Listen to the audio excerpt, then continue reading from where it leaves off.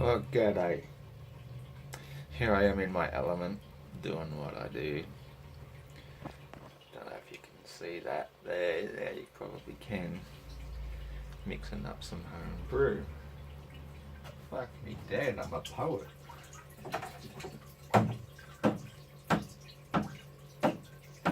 Just gently filling up with beautifully filtered water through the wellness filter. And anyway, I thought I might start talking to me camera while I'm sitting there waiting for this keg, I guess, to fill. It's been a lovely day today. Sunday, it is the 26th. I uploaded a video onto Facebook before, just playing a song, and I couldn't remember if it was the 26th or the 25th. But it's the 26th of November in the year 2017, the year of our Lord. It's an interesting concept, that one, isn't it? The year of our Lord. I think most anybody who's done their research and looked into it to any sort of degree whatsoever, even if it's just a little one, they will probably agree that the Lord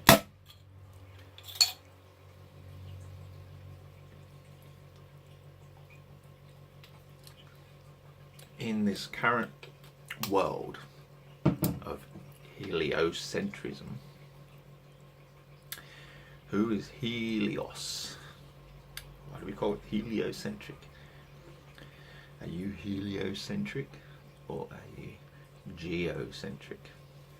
Geode, God, double E, God-centric, or heliocentric? Helios, the sun of God. Now, heliocentrism is deeply connected with Christianity and most of all of those religious beliefs, where for some reason sun worship became God worship, and they said that the Son of God is God. That's pretty much it in a nutshell. But is it? I don't think so myself, personally. I believe that the Son of God is one of God's greatest angels, the light bringer, Lucifer. And this is the Lucifer rebellion, where mankind decided to place Lucifer on the throne of God and worship it as God. Whereas we all know God is the great unknown, the great unknowable. He's actually like the Wizard of Oz. He is the guy behind the curtains, but he's not a guy. God is not a physical being. We keep expecting, well, I don't. People keep expecting that God is going to appear as a man again in this day and age. That isn't going to happen.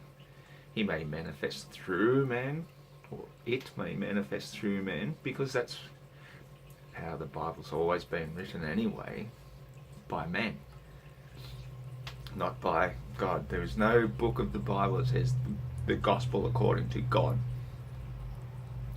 Not a single one. And so the Lord, the light bringer, Lucifer, who got turned into Jesus to make it more popular, to convert the true earth worshippers, pagans, into worshipping Helios instead of God. Fuck, I forgot where I was going with that. I'll have another beer, that might help. The true... Okay, here we go. Back to the true nature of God is light. Love, light, powerful, powerful light. The lion that roared is the equivalent of the sun. The lion and the sun got a lot in common.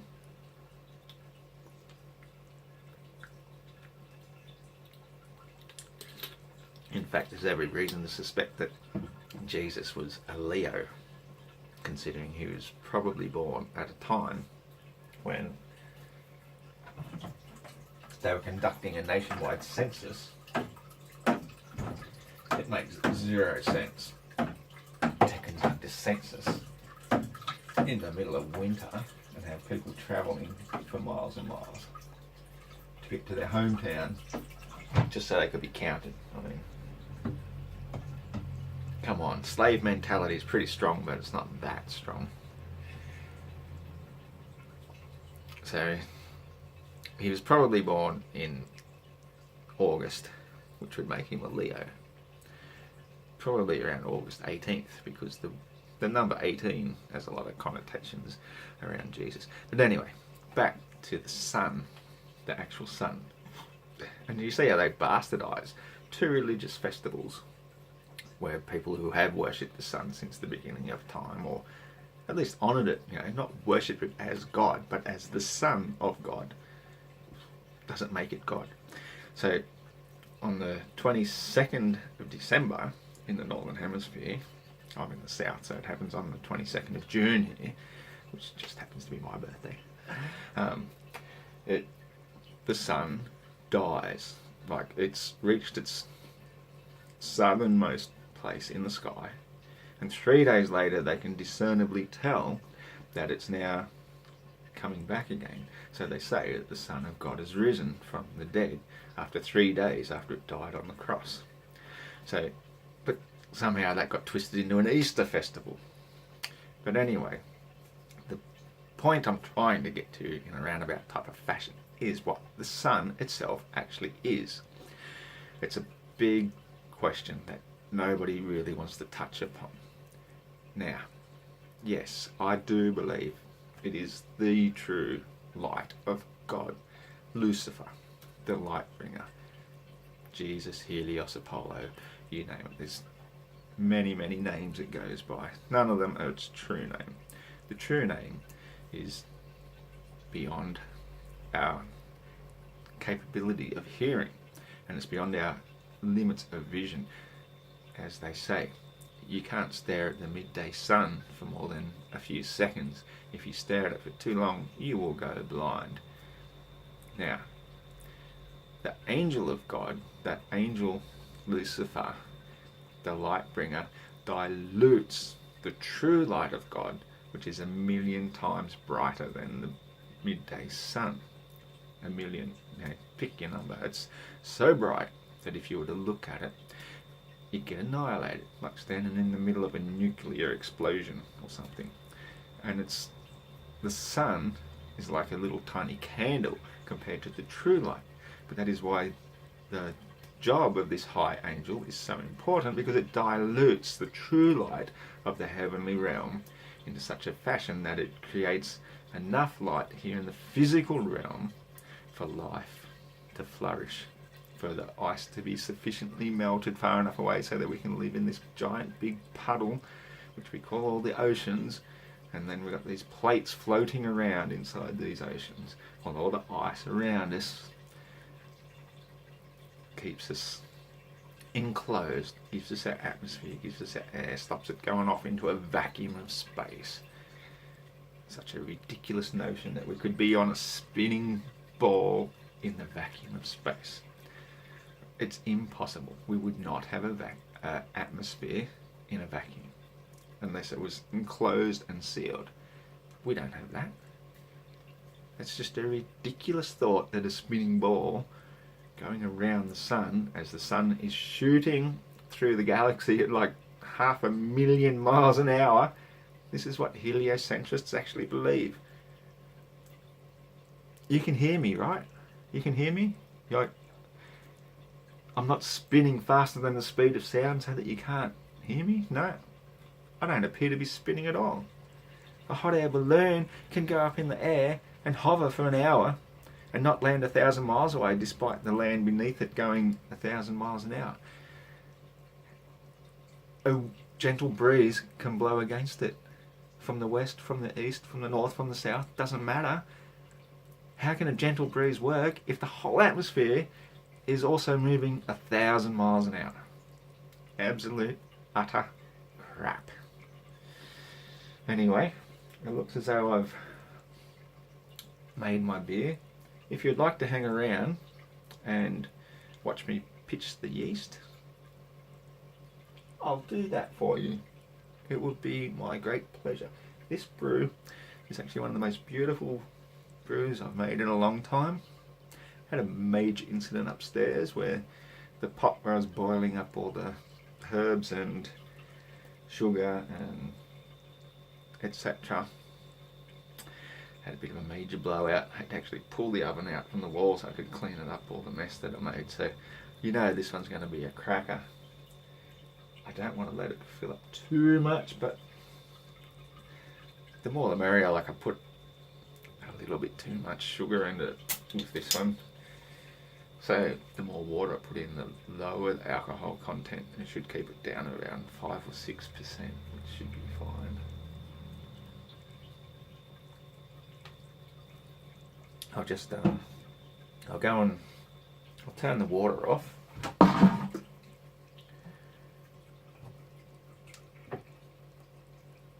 Alright, the water's off. Thought that through really well. I'll just go put it back onto the fish.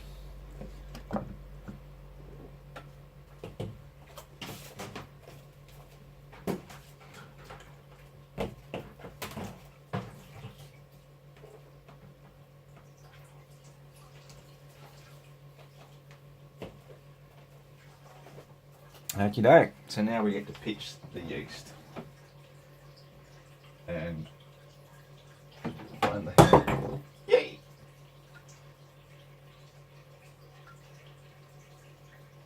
There it is. You idiot.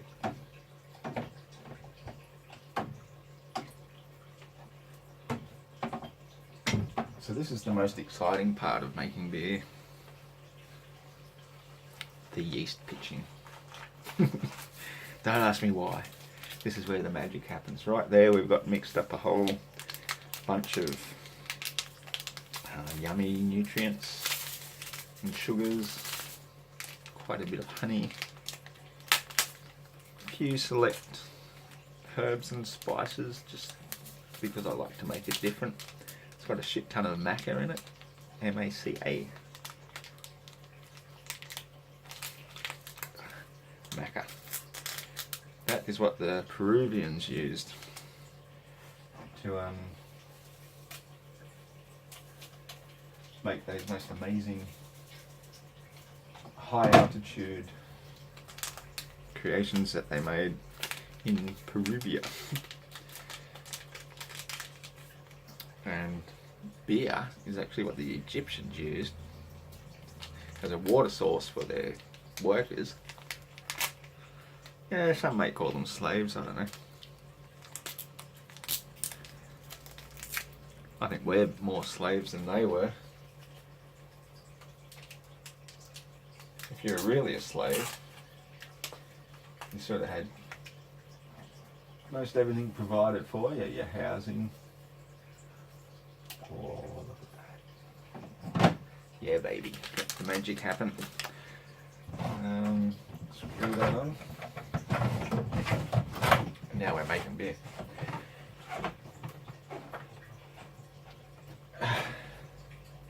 Instead of paying $50 for a carton, that cost me in total about $40, I would think.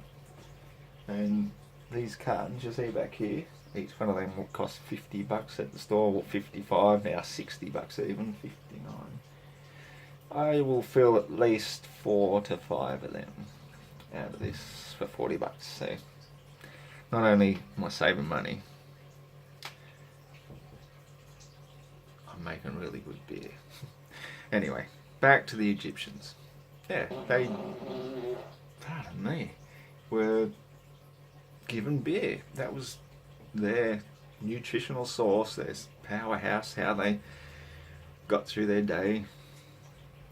And that's how it's become such a tradition to drink beer. So anybody who knocks me because I like to drink beer, go yourself, because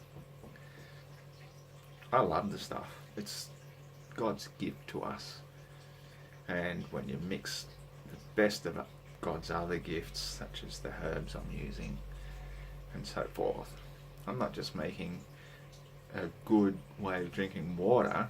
You know, some people put freaking chlorine in their water to kill the bugs.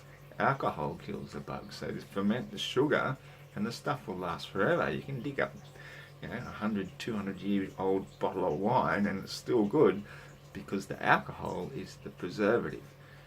Fucking chlorine? You gotta be kidding me. That's why I use such a good water filter. So I can put this water directly into my fish, for example, and it's not going to kill them. But if you didn't filter it and you put tap water directly into a fish tank, your fish would be dead within an hour. That's how deadly chlorine is. And that's what they use to preserve our water. Why the fuck not make it alcohol? Send us vodka through the tap. Yeah, right. They're too expensive, hey? But water they get for free. All they got to do is chuck in a bunch of fucking chemicals, so it's not toxic by the time it reaches us, but then it's even toxic in its own way. But it's at the right level so it doesn't kill us that fast. Freaking chlorine is a carcinogen. Okay, so alcohol maybe as well, but not when it's sufficiently diluted down to the level of beer. Don't drink spirits. Beer level is where it's at. Anyway, have a happy December as we're about to go into.